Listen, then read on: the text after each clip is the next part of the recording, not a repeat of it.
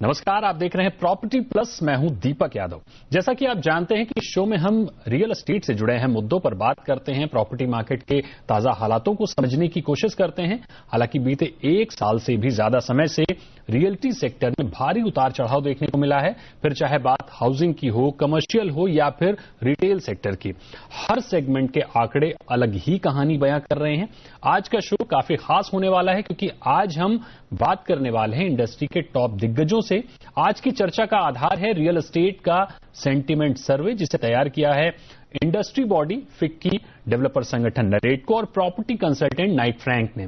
जाहिर है हमारे साथ तीनों संगठन के मेहमान मौजूद हैं जो इस सर्वे की बारीकियों से आपको रूबरू कराने की कोशिश करेंगे।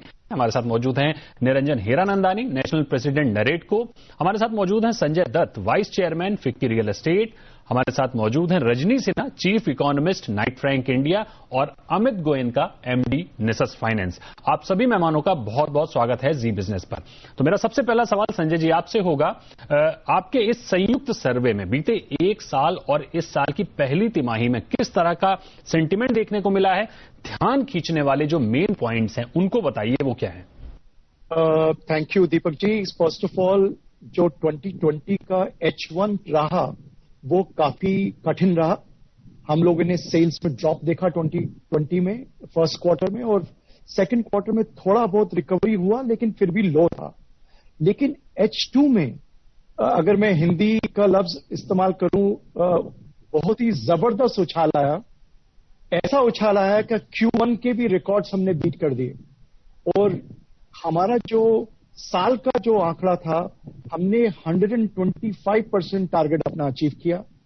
अपना प्रॉफिट हाईएस्ट रहा। हमारे जो सेकंड होम सेल्स थे लोनावला में, कसौली में, वो सारे बिक गए। हमारी जो एनआरआई मार्केट थी उसमें हमारे प्रोजेक्ट थे कोची में और कुछ अदर मार्केट्स में, सारे के सारे तेजी से बिके। हमारी जो प्राइसेस थी वो स्टेबल रही। हमारी जो डिमांड थी वो हमने प्रीवियस सारे रिकॉर्ड्स तोड़े in the Q3 and the Q4। हमने वो मोमेंटम को समझते हुए देखा, हमने काफी परिवर्तन किया इन मोमेंटम को कैप्चर करने के लिए। सबसे बड़ा परिवर्तन ये था कि सब कुछ डिजिटाइज हो गया था हमारी इंडस्ट्री में। उसमें बैंकिंग इंडस्ट्री ने भी काफी योगदान दिया था, लोन्स वगैरह भी फैसिलिटेट किए थे। जो नरेटको की लॉबी है, जो फिकी है, सीआईआई है, जितनी इंडस्ट्री बॉडीज हैं, उन्होंने बहुत ही जबरदस्त लॉबी किया गवर्नमेंट के साथ, और गवर्नमेंट ने उसको सुना। महाराष्ट्र सरकार का हम लोग एग्जाम्पल देते हैं कि जिन्होंने स्टैंप ड्यूटी रजिस्ट्रेशन करा और उसके अंदर मैक्सिमम रजिस्ट्रेशन हुई और सेल्स को लिफ्ट मिला। बिल्कुल, इस पूरे सर्वे में फ्यूचर आउटलुक बहुत बेहतर नहीं दिख रहा है। हालांकि कोविड की दूसरी लहर को देखते हुए इसका अंदेशा पहले भी था। बीते साल Q4 में हमने जो अचानक बिक्री में आया बूस्ट देखा, वो भी मुंबई बेंगलुरु के इर्द गिर्द ही देखने को मिला। देश के बाकी हिस्सों में हालात ठंडे ही रहे। ऐसे में इंडस्ट्री की क्या समस्या है, क्या दिक्कतें हैं जिसे हम देख नहीं पा रहे हैं? निरंजन जी आपसे सवाल है मेरा। दीपक जी, आपने सही कहा कि ये क्वार्टर तो शुरुआत जो हुई है वो जरा अपशुकन रही है क्योंकि कोविड का सेकेंड वेव आ गया है। लेकिन संजय जी ने आपको काफी स्पष्ट बताया कि अगले साल भी यही था कि कोविड था और हमारे लॉकडाउन भी थी, और आज जो लॉकडाउन है उससे भी ज्यादा सीरियस लॉकडाउन किया गया था। लेकिन अभी हमने इसमें कुछ सीख गए हैं। हम समझ गए हैं कि हमें इसको कैसे फेस किया जाए। वर्चुअल कनेक्टिविटी सबके पास है। हम वेबसाइट के द्वारा करते हैं, हम चैनल पार्टनर्स के द्वारा करते हैं, हम ईमेल द्वारा कनेक्ट करते हैं। ये सब डिजिटल जो कनेक्टिविटी हो गई है उसके हिसाब से काफी परिवर्तन आया है मार्केटिंग और सेल्स के। तो मेरे अंदाज से जरूर जो आज की तारीख में ये सेकेंड वेव कोविड का आ गया है उससे आंकड़ा कुछ कम हो जाएंगे, जरूर होंगे। लेकिन उसमें ऐसे नहीं है कि लोग सेल्स नहीं होगा, क्योंकि लोग समझ गए हैं कि हम वर्क फ्रॉम होम करते हैं तो हमें घर खरीदना है। वो हम ये चाहते हैं कि हमारी क्वालिटी ऑफ हाउस ज्यादा अच्छी रहे। तो मेरे अंदाज से अभी सरकार को भी ये ध्यान में आ गया है कि रियल एस्टेट को जारी रखें, ये इंडस्ट्री को सपोर्ट किया जाए। लोग भी समझते हैं कि हमें घर खरीदना है, और जो जैसे संजय जी ने बताया ब्याज तो इतना कम मैंने पूरी जिंदगी में मैं नहीं देखे। 6.65, 6.75, 7% से कम ब्याज हुआ ही नहीं है अभी जी। ये आप जारी रखिए ये रेट ऑफ इंटरेस्ट, नहीं तो फिर हमें तकलीफ हो जाएगी। लेकिन आज की तारीख में दिख रहा है कि इन्फ्लेशन होने के बावजूद, सीमेंट प्राइसेस भाव बढ़ने के बावजूद, स्टील भाव बढ़ने के बावजूद फ्लैट के भाव नहीं बढ़े हैं, उल्टा मैं समझता हूं कुछ कम हो गए हैं कुछ जगह पर। और ये सब राहत होने के कारण लोग घर खरीदने में कंटिन्यू कर रहे हैं। रजनी जी, इस पूरे सेंटीमेंट सर्वे की अगर हम बात करें तो क्या सैंपल साइज था इसका, और बड़ी बात सैंपल डेमोग्राफी क्या रही इस सर्वे की, ताकि हमें समझने में मदद मिले कि हम किस सेगमेंट के लोगों के सेंटीमेंट की बात कर रहे हैं। दीपक, ये सर्वे जो था अराउंड 200 लोगों का सर्वे था, और इसमें हम सिर्फ इंडस्ट्री स्टेक होल्डर्स का सर्वे करते हैं। हम ये सिर्फ सप्लाई साइड स्टेक होल्डर्स, सो इसमें डेवलपर्स, नॉन डेवलपर्स, और जब मैं नॉन डेवलपर्स का कह रही हूँ तो मेरा मतलब है banks, financial institutions, PE funds, तो इन लोगों का सर्वे है ये। Consultants, real estate consultants, so basically supply side में जितने लोग हैं इंडस्ट्री के, उन लोगों का सर्वे है। और अगर हम ये रीजन वाइज देखें तो हमारा सर्वे काफी इक्वली डिवाइडेड होता है नॉर्थ, साउथ, ईस्ट और वेस्ट जोन में। तो हम कॉन्शियसली अपने देखते हैं कि रिस्पॉन्डेंट्स हम चारों रीजन से ले, सो दैट जो हमारा सर्वे रिजल्ट हो वो पूरा ऑल इंडिया सेंटिमेंट्स को रिफ्लेक्ट करे। अमित जी, जिस तरह की बोरोइंग आज बायर्स कर रहे हैं, प्री कोविड और बीते एक साल की बोरोइंग में क्या फर्क देख रहे हैं आप? कोविड एरा में किस सेगमेंट का बायर हाउसिंग मार्केट में देखने को मिला है? ज्यादा जो बढ़ा है होम बायर, उसकी बात कर रहे हैं। अगर आप हाउसिंग फाइनेंस कंपनीज और माइक्रो फाइनेंस इंस्टीट्यूशंस का आंकड़ा देखें तो दीपक जी, पहली बात तो जो एवरेज टिकट साइज है वो तकरीबन 20% घटी है। तो इफेक्टिवली ये अंदाजा लगाया गया है कि मिड इनकम और अफोर्डेबल हाउसिंग की तरफ रुख ज्यादा रहा है बायर्स का। एवरेज टिकट साइज बोरोइंग की भी कम हुई है, मगर वॉल्यूम्स बहुत ज्यादा बढ़े हैं। ऑलमोस्ट 100% से ज्यादा ग्रोथ हुई है कई सारी हाउसिंग फाइनेंस कंपनीज की। इनफैक्ट नवंबर में एचडीएफसी ने ऐलान किया कि इन्होंने इतनी बढ़ोतरी पूरी अपनी जिंदगी में नहीं देखी जितनी इन्होंने डिमांड और डिसबर्समेंट किया है थर्ड क्वार्टर में, उतना उन्होंने शायद अपने पूरे जीवन में नहीं किया होगा। तो डेफिनेटली एक बहुत बड़ा उछाल आया था डिमांड का।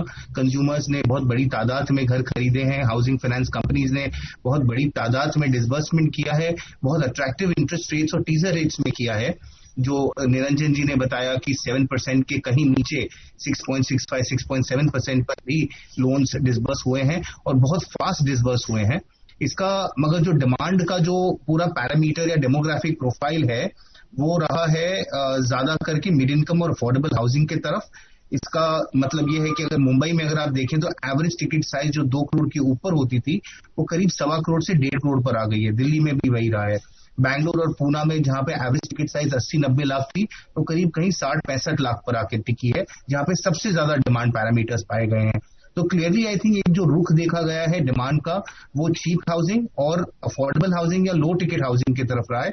और उसको सबसे ज्यादा जो अफोर्डेबल हाउसिंग की जो बेनिफिट्स एक्सटेंड किए गए बजट में, पीएमआईवाई की जो सबवेंशन स्कीम एक्सटेंड की गई, जो इंटरेस्ट रेट सबवेंशन एक्सटेंड किया गया, जो इनकम टैक्स की बेनिफिट एक्सटेंड किए डेवलपर्स को, उसका जो फायदा है वो ग्राहक लेने के लिए उत्सुक है और इसके लिए जो कन्वर्जन रहा है वो सेगमेंट में सबसे ज्यादा रहा है। दूसरा, हमने ये भी देखा कि कई माइक्रो फाइनेंस इंस्टीट्यूशंस भी अब आगे आके जो माइक्रो फाइनेंस की जो सेगमेंट थी जहां पे बैंकेबिलिटी का इश्यू था, वहां पे कई सारे नए प्लेयर्स आके उन्होंने माइक्रो फाइनेंस इंस्टीट्यूशंस को भी पैसे देने शुरू किए ताकि जो छोटे टिकट साइज है 10 लाख, 15 लाख, 20 लाख, वो यूनिट्स भी बिक सकें। और वहां पे भी हमने बहुत बड़ी बढ़ोतरी देखी है सेल्स की।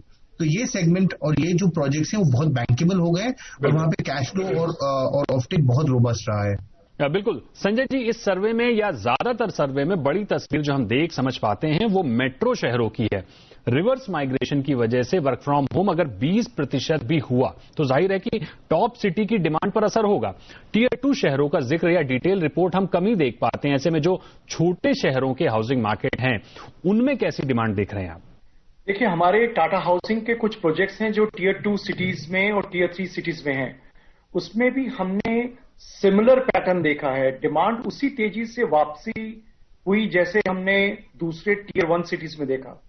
इनफैक्ट कहीं जगह पे तो शायद ज्यादा डिमांड हुई। हमारे 4 प्रोजेक्ट टोटली सोल्ड आउट हो गए हैं। कलकत्ता में एविनीडा राजाहाट में हुआ, भुवनेश्वर में हुआ, नागपुर पूरा बिक गया।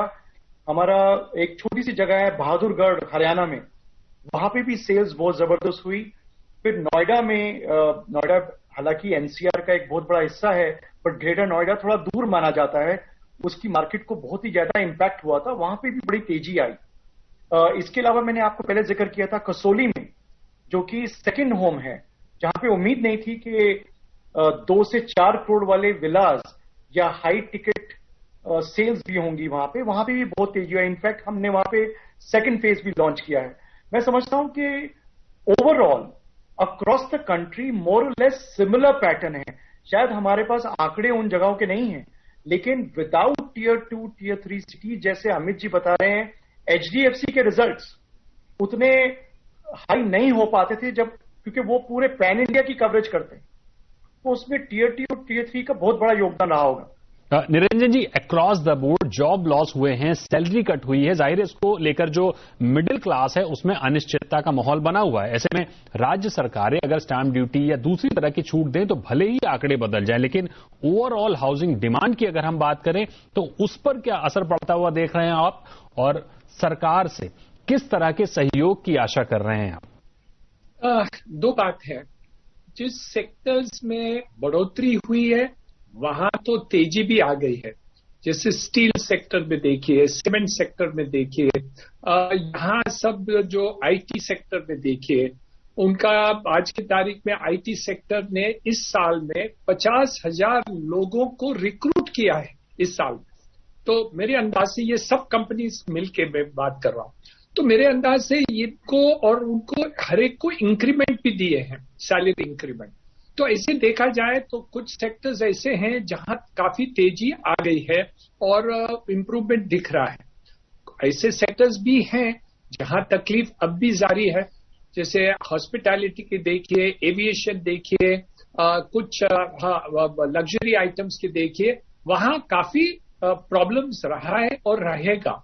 तो ये एक डिफरेंशिएटिंग फैक्टर हो गया है कि जहां कोई सेक्टर्स में तेजी आने में उन लोग की कैपेसिटी, परचेसिंग कैपेसिटी बढ़ गई है, और जहां नहीं हुई है वो नहीं है। तो मेरे अंदाज से जिसकी कैपेसिटी बढ़ गई है उनके द्वारा हमारी जो परचेसिंग हो रही है वहां ज्यादा हो रही है, और मैं समझता हूं कि ये कैपेसिटी बढ़ते जाएगी। इस साल में भी हम 8% जीडीपी बढ़ोतरी दिख रही है, और ये जरूर इसके हिसाब से मल्टीप्लायर इफेक्ट रियल एस्टेट पे भी आ जाए। लेकिन कुछ प्रॉब्लम्स भी हैं, हम कैसे ना बोल सकते हैं। जैसे हम देखें वर्क फ्रॉम होम चल रहा है, तो काफी लोग ये सोच रहे हैं कि हम कैसे कमर्शियल प्रॉपर्टीज में कम ध्यान दें, लेकिन रेजिडेंशियल फिर बढ़ जाता है। तो ऐसे ये रीस्ट्रक्चरिंग हो रहा है, और इसमें है हमारे सेक्टर के नरेटको है, क्रेडाई है, हम सब मिलके जरूर हमारे जो प्रॉब्लम्स है, अपेक्षा है, वो हम केंद्र सरकार से भी बात कर रहे हैं।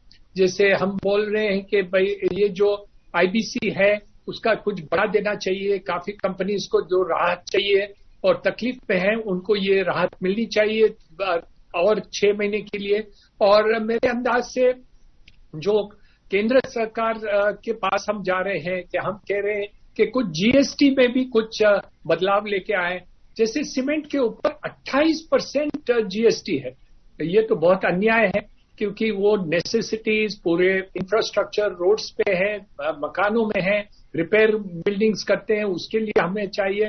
तो ये सब राहत हम मांग रहे हैं। बिल्कुल ठीक बात है। कच्चे माल में जीएसटी के भारी बोझ से अगर कुछ राहत मिलती है तो घरों की कीमत कुछ कम हो सकती है, जिसका फायदा आम ग्राहकों को मिलेगा। यहां रुकते एक छोटे से ब्रेक के लिए आगे जानने का प्रयास करेंगे कि निवेशकों के लिए प्रॉपर्टी सेक्टर में किस तरह की संभावनाएं बन रही हैं। जल्द हाजिर हो रहे हैं एक छोटे से ब्रेक के बाद।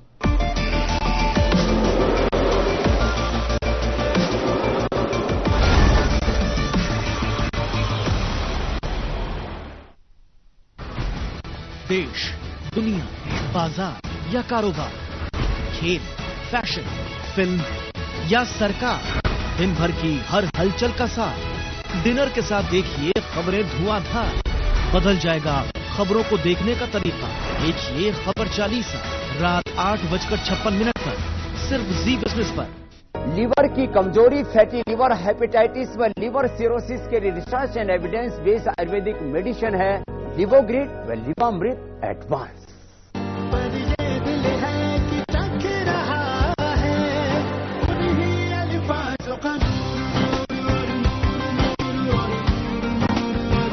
दूर कितना भी जाओ, इस जुबान से दूर ना जा पाओगे। विमल, बोलो जुबान केसरी।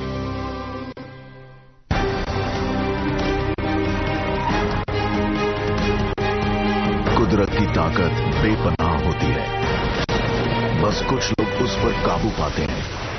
इस जज्बे से जीने को कहते हैं Hyundai SUV line. Hyundai, India's number 1 SUV maker. ये है सचिन कुकरेजा। इन्हें टोस को टच करना मुश्किल लगता है, पर अब स्टॉक्स पे investing in stocks easy. Stocks buy या सेल करो सीधे अपने फोन से। अब स्टॉक स्टार्ट करके देखो। Investment in securities market are subject to market risks. Read all the related documents carefully before investing. Corona काल में original vitamin A, D, E एवं एंटीऑक्सीडेंट गुणों से युक्त इम्यूनिटी को बढ़ाने वाला तथा आपको बीपी, शुगर, हार्ट व कोलेस्ट्रॉल की समस्या से बचाने वाला premium edible oil Nutrela gold हम आपके लिए लेकर आए हैं। क्या आप शेयर बाजार में ट्रेडिंग करते हैं ना? तो रोज सुबह 7:30 बजे जी बिजनेस पर आपको वो सब कुछ मिलेगा जो ट्रेडर्स को हर रोज चाहिए। Cash, futures, options, index, technical picks, खबरों के दम पर शेयर और इन्वेस्टर्स के लिए कुछ नहीं। अरे है ना, एक बेहतरीन इन्वेस्टमेंट पिक भी और शानदार फंडा पिक भी, यानी कि ट्रेडिंग का डेली डोज हर रोज सुबह 7:30 बजे लीजिए जी बिजनेस पर, सिर्फ ट्रेडर्स डायरी में।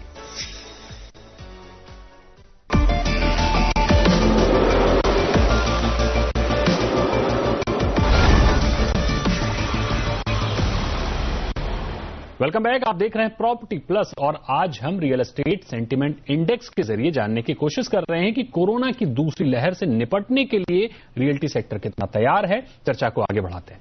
रजनी जी, हाउसिंग के अलावा आपके सर्वे में कमर्शियल ऑफिस स्पेस और रिटेल में किस तरह का सेंटिमेंट देखने को मिला है? रियल एस्टेट में इन्वेस्टमेंट करने वालों के लिए किस तरह के संकेत मिल रहे हैं और अभी और फ्यूचर को देखते हुए उनको क्या कदम उठाने चाहिए?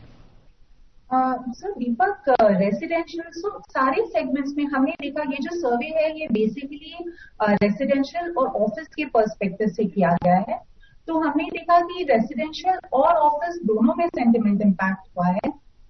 एडवर्सली इम्पैक्ट हुआ है ये फर्स्ट क्वार्टर का, स्पेशली बिकॉज ये फर्स्ट वीक ऑफ अप्रैल में ये किया गया है सर्वे, जबकि second wave of pandemic already था और वो कंसर्न स्टेक होल्डर्स ऑलरेडी वो कंसर्न थे ये सब के बारे में। लेकिन अगर हम देखें तो रेसिडेंशियल फिर भी ज्यादा इम्पैक्ट नहीं हुआ है सेंटिमेंट, और around 80% of the respondents. So basically इस सर्वे में हम जैसे डिमांड, सप्लाई, प्राइस तीनों पैरामीटर का चेक करते हैं कि क्या आउटलुक है। सो तीनों पैरामीटर में रेसिडेंशियल में around 80% of the respondents expect करें या तो सेफ रहेगा या इम्प्रूव करेगा। लेकिन इस तरह का ऑप्टिमिज्म, इतना ऑप्टिमिज्म हमें ऑफिस सेगमेंट में नहीं दिख रहा है। ऑफिस सेगमेंट में थोड़ा ज्यादा एडवर्सली इम्पैक्ट हुआ है सेंटिमेंट्स इस सेकेंड वेव ऑफ पैंडेमिक के कारण।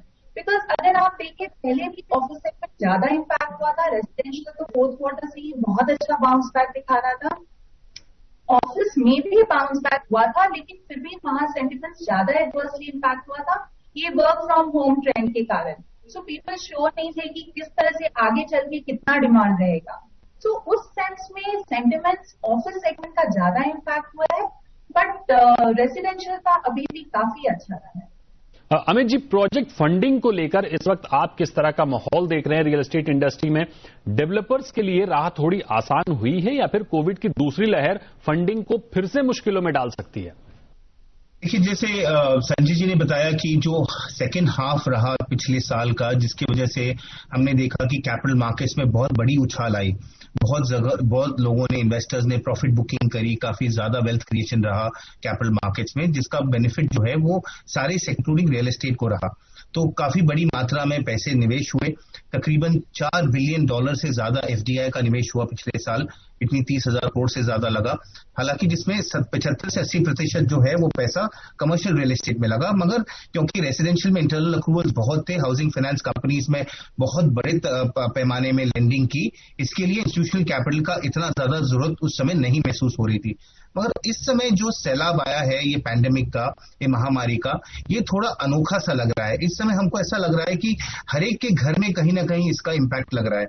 हर इंसान, हर ऑफिस गोअर, हर प्रोफेशनल, हर वर्कर को इसका इम्पैक्ट इस समय लग रहा है। और इस तरीके की जो मेडिकल इमरजेंसी आ पड़ी है कि सुप्रीम कोर्ट को इसे suo motu national emergency declare करना पड़ा, ये तो अनप्रेसिडेंटेड था, पिछले साल भी नहीं था। हमने अपने आप में ही एक विश्व दर्जा हासिल कर लिया है पैंडेमिक में, जो बहुत बढ़िया न्यूज नहीं है। कई सारी कंट्रीज जो हैं उन्होंने इंडिया से ट्रैवल आना या जाना बंद कर रखा है, बैन कर रखा है, जिसकी वजह से एनआरआई सेगमेंट जो काफी तेजी से बढ़ रहा था, कंज्यूमरिज्म में आ रहा था, जो ऑफटेक हो रही थी विदेशी देशों से, वो वहां पे इंपैक्ट आता दिखता है। वहां का जो पैसा है वो निवेश होता अब नहीं दिख पाएगा शॉर्ट टर्म में। काफी सारा पैसा ईस्ट एशियन इकोनॉमी से आ रहा था, सिंगापुर से, जापान से, वो अब ट्रैवल नहीं कर पा रहे, वो सारे विजिट्स कैंसिल हो गए, वो सारा पैसा इस समय कम सा चुका है। लाइकवाइज मिडिल ईस्ट और यूएस और कनाडा, जो अगेन अपने आप में बहुत बड़े इन्वेस्टर्स हैं, उन्होंने इस समय ट्रैवल और इन्वेस्टमेंट्स रोक रखी है। तो इसका जो इम्पैक्ट होता है वो अगले 2 क्वार्टर तक फील होगा। तो मेरे को थोड़ा सा ये डर है कि सितंबर तक या दिवाली तक जो माहौल है वो थोड़ा सा डिम रहेगा, ग्रिम रहेगा, थोड़ा सा चिंताजनक रहेगा। इन्वेस्टर्स और बायर जो हैं वो थोड़ा सा बैकफुट पे रहेंगे। निरंजन जी ने भी बताया कि हो सकता है थोड़ा सा धीमापन आए, ऑफटेक में थोड़ा सेंटिमेंटल डैमेज है ही है, जैसे रजनी कहा है हाउसिंग में, तो इसका डेफिनेटली कैपिटल इंपैक्ट बना रहेगा। संजय जी, बहुत कम बचा है हमारे पास वक्त, और इसलिए चाहूंगा बिल्कुल संक्षिप्त में अपना आप जवाब दें।